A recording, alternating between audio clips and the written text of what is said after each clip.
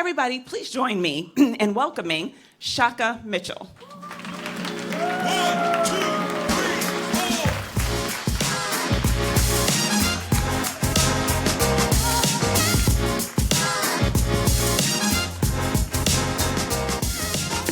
2, 3, 4. Good evening. My name is Shaka Mitchell. I'm the founder of the Come Together Music Project. Thank you so much to TEDxNashville. Give it up one more time for them for having us out for another night of collaboration.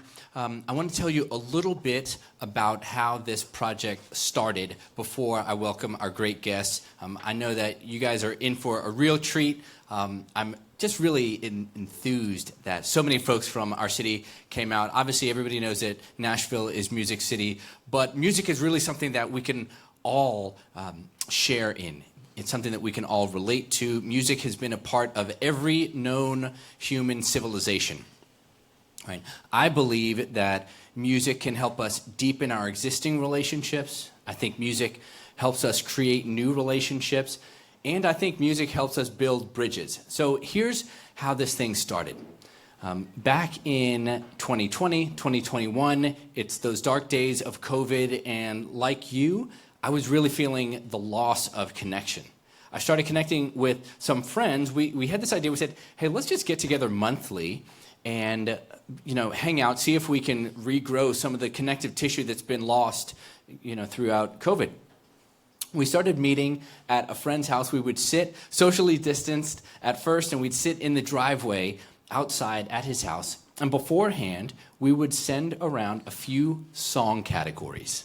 And each person, there were 4 or 5 of us any given month, each person brought their selection for that category. We'd sit in the driveway, and we'd listen to them.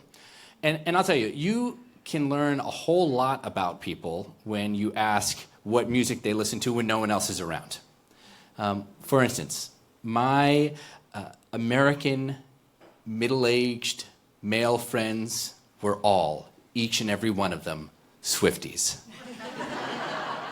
And that emerged really quickly. We would have times where we said, all right, what's your favorite Whitney Houston song? And we might bring that and we'd listen to it. One of those first months, the category was a song that I hate. And honestly, that one was super easy for me. It's Montel Jordan. This is how we do it. Nick, you really don't have to play it, honestly. I think that's the universe sort of telling us, it's doing me a real solid tonight.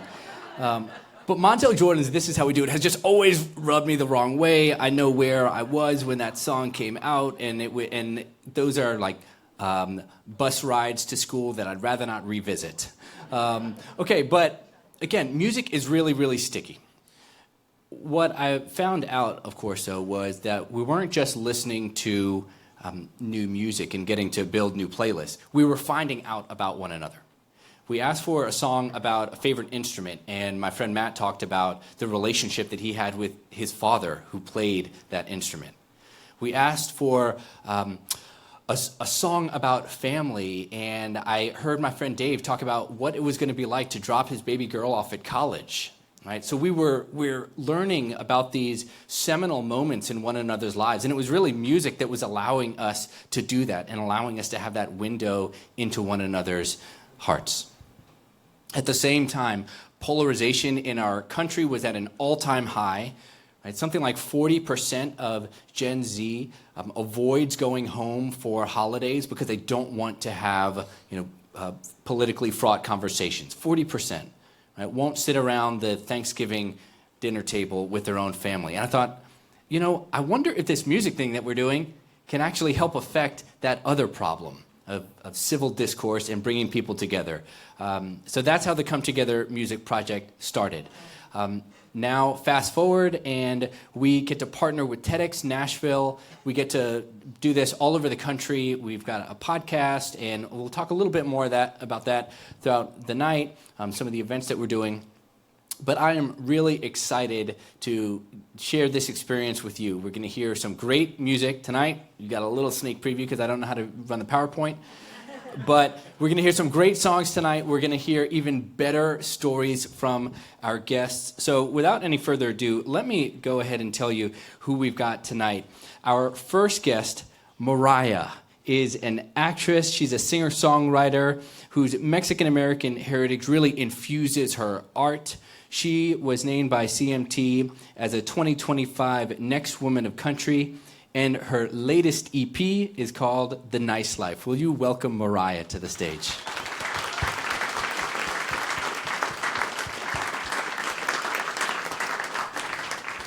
Joining her tonight, here you go, MORIAH. Joining her tonight is a rock and roll Hall of Fame musician. He is John Oates. John Oates is a musician from birth and creative to death. Okay, he is a Nashvilleian. His latest album, released last year, is called Oates. John Oates. Thank you all so much for being up here. Well, we want to jump in. Let me tell you guys how this is going to work. I'll tell you the format, and then we'll jump in. So I'm going to present a category, just like I did when I was sitting in the driveway with my friends doing song swap. The format hasn't changed too much. We're going to talk about a category, and then MORIAH and John have selected some songs. We're going to listen to these clips together, and then we're going to just talk a little bit about why you picked that music. Okay? You guys ready? All right, let's do it. Well, our first category said, what's a song that is almost guaranteed to bring a smile to your face? And so, MORIAH, we're going to start with you. What's that song that you picked? All right, so you guys heard a little clip of it. I mean, I'm talking, that was 2 seconds. Yeah. So if you recognize what that song, just raise your hand. If you heard the first 2 seconds, I got 1, I got 3 there. Got obviously my parents right there. Okay, all right, so we got a handful of people. When you can recognize a song by the first 2 seconds, I think it's actually really impressive. It's a great song. Well, tell us what it is. Yes, we'll listen to more of it so this song is called Suavemente. It's by an artist named Elvis Crespo. And this song for me... Well, here, hold on. Let's listen to some of it. Oh, okay. Yeah, we're going to listen y'all. to it. Get ready. Don't spoil. Ready? All right. For real this time. Suavemente by Elvis Crespo. Sorry for the interruption, but due to music licensing rules, the platform you're using may not allow you to hear the actual music that we enjoyed. If that's the case, you'll hear a few seconds of filler music before the conversation picks up again. You can always check out the show notes for the full playlist. All right, back to the show. It's one of those songs that the second you hear it, I mean, I just went to a wedding and there was a sweet MC who was like, all right, if you're not on the dance floor, you're not having fun, everybody. And they're trying to get everybody on the dance floor. If you were at a Mexican wedding, all you need to do is drop that song. People drop their drinks, their food. They are sprinting to the dance floor. It's just one of those, it reminds me of my family, you know? I think that's what it is it makes me smile so much because I associate it with that full body experience with my cousins and my parents, and it's a good time, right? Yes, absolutely. Suavemente, it's not a song that is like a lullaby. Right? Like you can't, that can't be the last song of the day. That is the sort of get hype, get ready to go out the door. You know what? It is strategically placed by a good DJ at the point where there is a lull and everybody is waiting for the second or third wind. I'm talking 1:30 a.m., 2:30 a.m. You know, it's a revival type of song. But, you know, what's interesting about it is, you know, Suavemente, bésame. Yo quiero sentir tus labios. Like, it's the most simple song. When you translate it, it's softly, kiss me, I want to feel your lips. I mean, every lyric is a line about a different kind of kiss. I think it's incredible that, you know, for those of you who might not listen to music in another language, you hear that song and you can't help but just feel the rhythm and get into it. And I think it's a real testament to the production, to the music, to his voice. There are so many more modes of translation than just the lyrics. So love it. Well, thank you. Thanks for sharing that. I mean, you saw the smiles around here, so I think it's working. The next song is going to do the same thing. So, John, tell us the song. You picked a Temptation song. tell us the song that you picked that is guaranteed to bring a smile to your face. Well, one of the great classics, well, they have so many, but Ain't Too Proud to Beg, Yeah. which I have a personal connection to, which I guess we'll get into after we hear it. All right, let's listen to it. Ain't Too Proud to Beg, Temptations.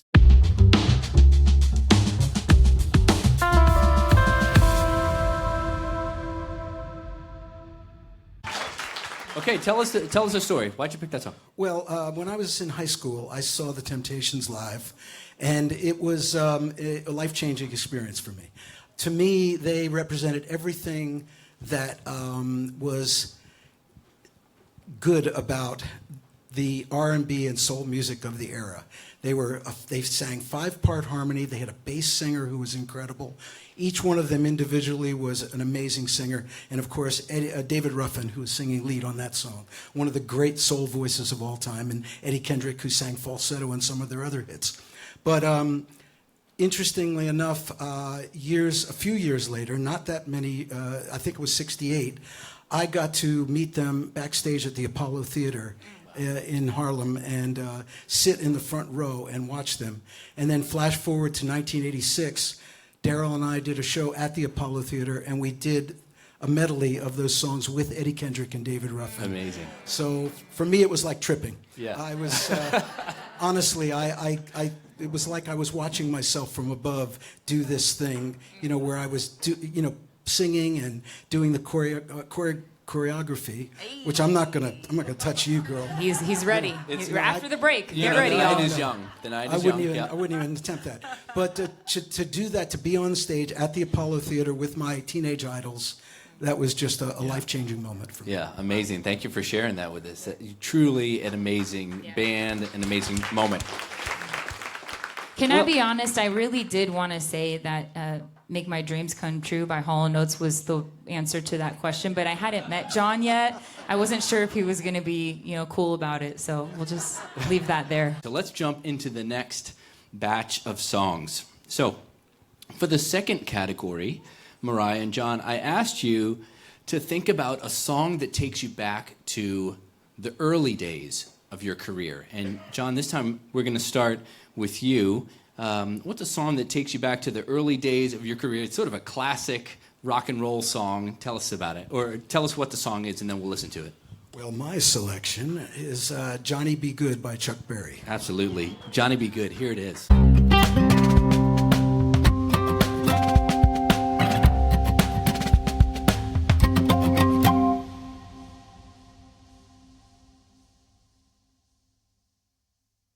Okay, Johnny Be Good by Chuck Berry. I have my idea for why I think you may have picked that song, but tell us why you picked it, and we'll see if I got it right. Well, I am, believe it or not, old enough to remember music before rock and roll. I think that's kind of important. It's important to me because when rock and roll hit, I was old enough to realize that something new had happened. Sure. And I was 6 years old when this song came out, and I had just started taking guitar lessons. So the first thing I wanted to do was learn to play this song. I remember there was a teenage boy who lived next door to us, and he would wash his car, and he'd have the radio on. And I remember in Philadelphia, the radio station that decided, and they made a big deal about this, that they would switch to a full-time rock and roll format. It was really a big deal. It seems, obviously today, it seems, kind of, it's hard to believe, but, and I remember he would be washing his car and he'd have the radio cranked up, and this stuff would come crackling out of that really crappy AM radio, on a car. And it just had a sound that was just life-changing for me. And so as a young guitarist, it kind of set me on a course. Well, and Chuck Berry, I mean, for folks that don't know, that's rock and roll. And can I just add a little bit more about Chuck Berry? Please. Chuck Berry is one of the greatest rock and roll lyricists of all time. And, I could go on and on. His lyrics are so good. They're so well-crafted. They're so tight. He had a song called Little Queenie. And I always like to recite this one little section of it. because as a songwriter and as a lyricist, if you want to know how to put together a few lines that they actually have no fat on them, they are absolutely skin and bones in the best possible way. The lines are, she's in the mood, no need to break it. I got a chance, I'm gonna take it. If she'll dance, we can make it. Come on, Queenie, let's shake it. I mean, I'm sorry, folks. It does not get any better than that. Absolutely. Well, thank you. I suspected that, because you are another guitar aficionado. I don't know that you would call yourself that, but you are. This man is a bona fide shredder, and so I thought, I bet there's some inspiration there, and so thanks for sharing that with us, John. MORIAH, what about you? What's a song that takes you back to your the early days of your career, which are probably not quite at the dawn of rock and roll, but a little bit later, a little bit later in time? Yeah, what's your song? Yeah, first of all, I just got to say, this is so fun. I don't know about you, John, but we never get to talk about other people's music, right? When we're like in interviews, it's always about the songs that we've been a part of, but we're music fans. So I'm a fan of some of my stuff, a lot of my stuff, but I'm a huge fan of all this other music. So thank you for asking us these questions. This song that we're going to play a little clip for you of is called Who I Am by Jessica Andrews. All right, Who I Am by Jessica Andrews.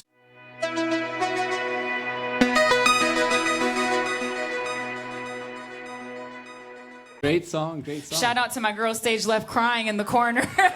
She loves that song. Me too.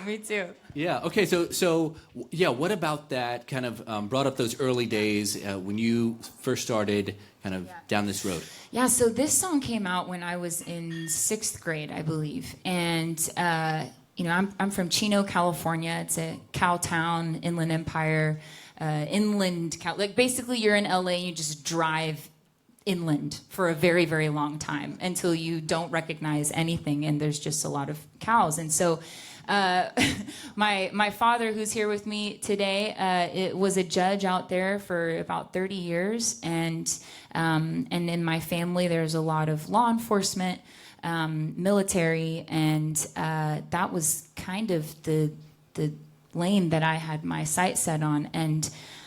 But I loved music, and I played my dad's nylon guitar from around that age, and would just sit in my room and write my feelings out to my little Purple Leopard journal. And I didn't know I was songwriting. I just thought I was processing aloud. And when we were suddenly, I don't know if we were allowed to or my parents didn't know, but we ended up just coming home. I would come home from school and just watch CMT all day long. I would just watch country music videos every day, all day. And this song came on, and it was a teenage girl who was singing about her basic life. And I didn't know that a basic life could be so beautiful. In the song, she talks about her grandmother named Rosemary, and she talks about in the bridge, she says, I'm a saint, I'm a sinner, I'm a loser, I'm a winner, I am steady and unstable, I am young, but I am able. And somehow for me, hearing that song and hearing how honest and simple it was, it's planted that seed in me that maybe one day my simple, basic life could be also special and joy-inducing for someone else. Yeah, absolutely. Thank you. Thank you so much. Yeah. Well, when I was listening to these songs, I get them ahead of time, and I try not to judge the song selections. These were all great selections that came over, but as I was listening to them, I often am playing them. Sometimes I'll play them for my kids to introduce them to new music. But I played this one, and immediately my wife starts singing along. So she's here. And so that one was one where she was with you. She was just like, vibing with being Rosemary's granddaughter and, the whole thing.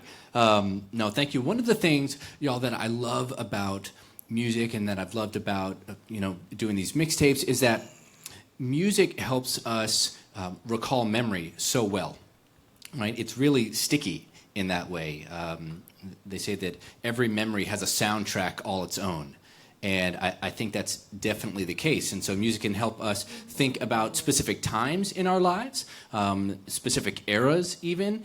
And so we're gonna continue to explore this dimension of time a little bit with our third category. Our third category, I asked you to think about a song from a turning point in your life. And for this one, MORIAH, let's stick with you. And tell us what the song is. We'll listen to it, and then tell us what was that turning point, that pivot point. Yeah. So I'm a country fan, so I think a few of you might like this one. This is "Golden Hour" by Kacey Musgraves. Or Nope. Slow Burn. Slow Burn off the Golden Hour record. Off the Golden Hour record. Yeah. Enjoy. Yeah. Okay. Here it is.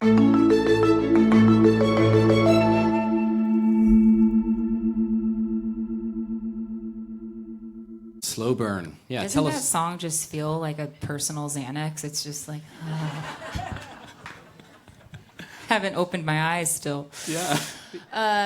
Yeah, so that song, like you said, our memories are underscored by music. And that song came out in a time in my life where I was running and working and writing and putting out music at a frenetic pace. I had confused my identity with my productivity. And so I really found my value at that time and what I could do. And so I was not only writing my own music, I was producing and engineering it. I was tracking all my own instrumentation, vocals, learning sampling. And I desperately needed to prove to myself that I could. And it was exhausting, and I had pushed a lot of people away at the time. Speaking of slow burn, I had burned a heck of a lot of bridges in my life very slowly. And when that song came out, it was like a slap in the face. It was like, you can make brilliant art, and it might be a good idea to enjoy it. And part of enjoying it is taking your time. And so at that point, it was like a chiropractic adjustment in my artist journey where I stopped chasing and I started to lean back a little bit. I started to receive more. I don't know if you've ever felt that feeling as an artist of like when you can do so much, when you are a guitar virtuoso like John or a great songwriter, sometimes the hardest thing is to actually do less. And so after that song came out, I was inspired to not only sit back, but to enjoy and to do the thing that was most natural. And that was when I really allowed for my love for country music and my love for my culture to come out in what I was creating. Yeah, thank you. I mean, John does that, and I don't want to scoop your next song either or the story that you tell about it, but does that resonate with you, this idea that sometimes as an artist, as a musician, but I think this is something that's really relatable, frankly, as, you know, for all us working stiffs, right? Where you're just producing at such a high rate that you're not taking time to enjoy it. Has that been a part of your experience? Yes, I think that your maturation as an artist and especially as a songwriter, I think you have to get to the point where you realize you accept the kind of the elegance of simplicity, and you don't get bogged down with trying so hard, as you said, trying so hard to either sound like someone else or to chase whatever's on the radio or streaming or whatever's in vogue at the moment. And I think that's a mark of maturity here again, when you can find that sweet spot. And perhaps I think that's kind of what you were talking about. Yeah. Well, and I mean, I think for those of us mere mortals who do not, create the kind of art that y'all create, I mean, I think about the culture that we're in right now where, like, if you're not posting about it in real time, did it even really happen? And just how that can rob us of our joy of relationship and actually being present in the moment and, to have conversations if we're so consumed with just the the performance of it, right? So thank you so much for sharing that. John, let's move over to yours. You picked a song. I picked one of my own. About What a turning surprise. point that's one of your own. Yeah. I didn't know that was an option, John. The only reason I came here tonight is because I knew I could just talk about myself all for the next couple of Listen, when you have as many songs as you do, frankly, like on the way to school, truly, this morning, I'm taking my 10th grader to school and said, all right, here's some of the songs. I said, I think actually you probably know some of these. And she said, really? You know, she didn't expect that you would. I said, yeah, I think you will. And I pulled up, some of your older songs, and it's just bangers. I was frankly surprised by how many I knew, right? And I mean, I was alive, and I was just like, these are all bangers. How are? Wait on, that's really scary. Hold on. You said you were alive. I was alive then. I was alive then, and remembered the music. Lord. That's right. Okay. But anyway, you have earned the right to pick one of your own songs to say. So tell At this us point, which it's song hard for you to picked. probably not pick your own songs. I know, like one of every Bill, this 10 has been songs is set up one pretty well, that right? John's written. Yeah. Yeah. Well, yeah, the song I chose was, the landmark song for Hall & Oates. It's called She's Gone. All right, let's listen to She's Gone.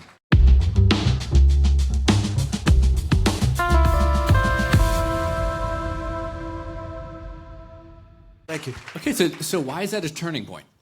Well, it was the first song that really put Daryl and I on the map. And it's a song that has endured. And I think as a songwriter, our ultimate goal, and especially in a town like Nashville, which is a songwriting town, the ultimate goal is to write a song that stands the test of time, because that's the true definition of a classic. And this song certainly has. I mean, I have played this song whether I was touring with Daryl or playing solo shows, whether it's acoustic, with a band, it doesn't matter. I've never done a professional show since 1973 where I have not played this song, because to me, it's the reason I'm here. And without this song, who knows what would have happened, So it means a lot. It's very important, obviously, but also it just has it has this classic, timeless quality to it. And you don't always get there, but boy, you're when it happens, it's something you just say, thank you. Did Thank you know? Songwriting gods. Did you know when you got it that Well, we knew it was great? good, but we didn't know how good it could be. You know what I mean?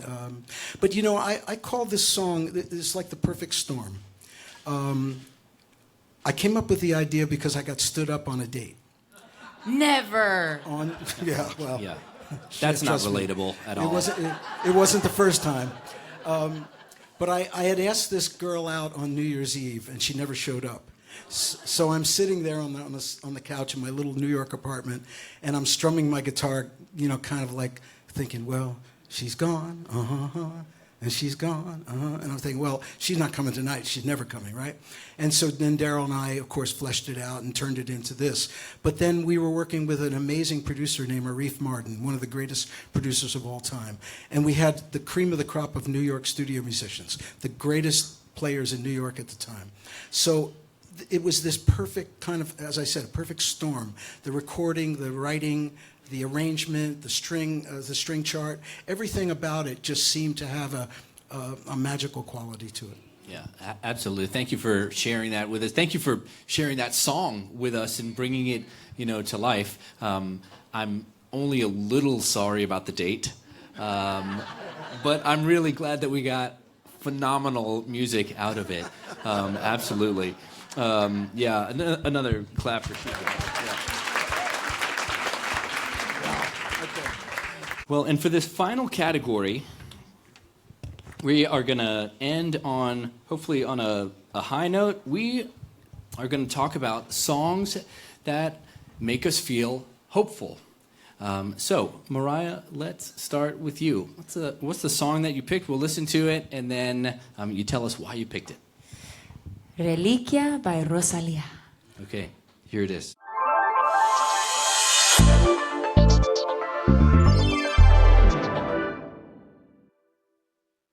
Yeah, it's really a powerful song. Okay, you're gonna for folks who don't speak Spanish, can you tell us a little bit what she was singing about? There's some loss in that song, And then there's also some high notes too. So yeah, why does it make you feel hopeful? It's a very personal. I mean, she spent a year in isolation studying the saints to prepare for this record, which took 3 years to create. And as an artist and as a songwriter and as a creator, I admire artists who have had journeys like this. You know, like her very first thing was when she was like a teenager trying out for some like Spanish singing show, and they were like, "You suck, you will never be an artist," and they sent her off the show. And she went back and she studied with the traditional Spanish music teacher, and so you know, she's just created brilliant art. And so this record has given me a lot of hope, because if you haven't put it together, hi, I'm MORIAH. I'm a Latin country artist. Those two things are kind of like ingredients that haven't really been cooked with a lot lately, especially not in Nashville. But I love the opportunity to unify people through music, people who might be standing on two completely different sides of the line and think they have nothing in common, and yet music is this incredible transcendent language that brings people together. This Lux album that Rosalía just put out has 13 languages on it, and it's been incredibly successful, and so it gives me hope, because the way that my team and I are trying to carve a lane in this beautiful town that has been so good to me, so welcoming, so encouraging, so nurturing, so mothering to me.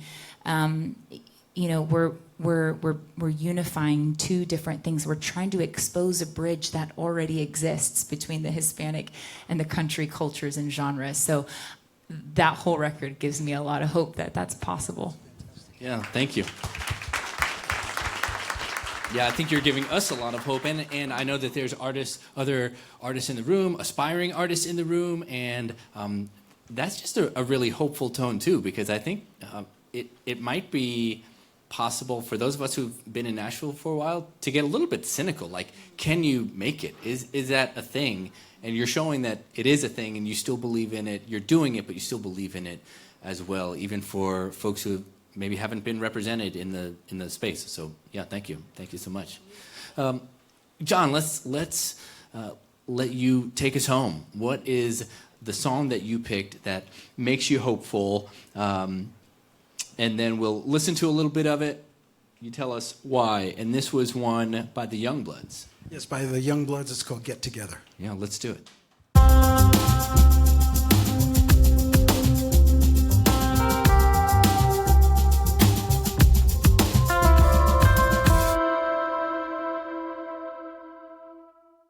John, tell us about why you picked that song. What speaks to hope for you? Oh, it brings me back to the 60s and the hope of that a generation had that we could change the world, and that there was an innocence to it, but there was also a real passion that perhaps music could be the thing that not only could unite us, but change the world. And of course, you know, the challenges that were happening in the 60s, not too dissimilar to what's going on right now. And in fact, just recently, I added this song into our set because, everyone can sing it. It's just a feel-good moment. And I think it's just important to try to emphasize and to try to reinforce the idea that people can love one another. It's as simple as that. Absolutely. You know, we sang this song at church a couple Sundays ago. You did. You know you're a Nashville win. Yeah, that's good.